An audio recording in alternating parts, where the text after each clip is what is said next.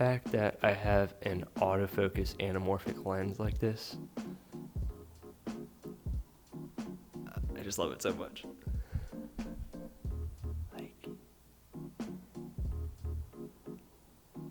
It just looks too good. I can't wait to use this on other projects. What's up, guys? So I just purchased the LUMIX S1R2 paired with the LUMIX 24-60.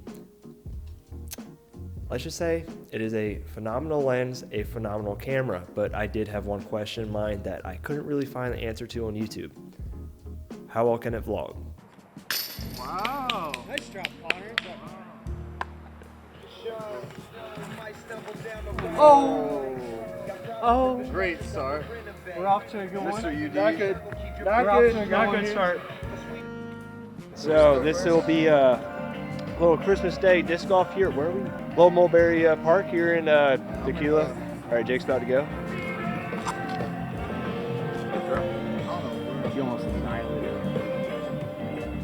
Definitely impressed with LUMIX autofocus. It's come a long way since my old GH4. Ooh,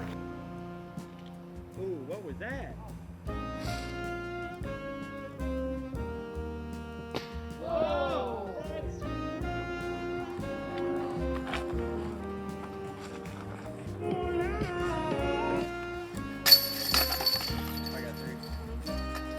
Oh!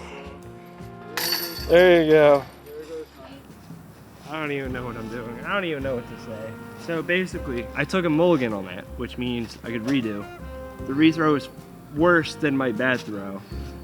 Basket that way, I just threw that way. So we're doing great. Uh-oh. You gonna do it? You gonna do it? Oh, that's rolling so far. I'll take it one stroke off, so that's 5. You got 4? Put in 5 for me, because I'm taking the 1 off.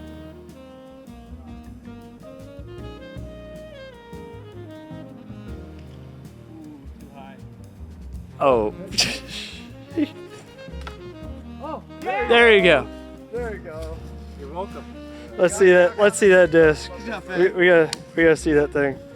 Look at that. There you go. All right, well. All right, let's go, baby. Hunter, CJ, y'all got picture ready. Look who it is. Nice. Nice. Yep.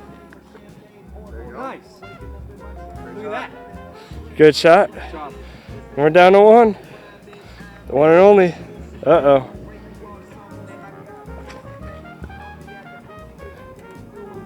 That's for par. Oh. Ooh. What do you think about that? So Jake won +2, Hunter got a +4, and me and CJ are tied for +5. So what do you guys think? How'd it go? No, it went all right. Dude, could have been better. It's a fun outing. Nothing better on Christmas. Pretty solid. Love Good old disc golf. I love. So if you've done any research on this camera, you've probably seen that it has bad rolling shutter. I just wanted to see how it would do in a setting where I would take it outside and try to vlog with it completely handheld, auto white balance, just to see what it would do from changing from, you know, variables that it could not change, where I didn't have the time to switch back and forth. So I just want to see how it would handle it. So I'm also filming this on the Blazar Apex 35. I also have the 50. They are both phenomenal lenses. We're actually in my apartment, but you can see here. We're getting a little bit of that. A little bit of that anamorphic character.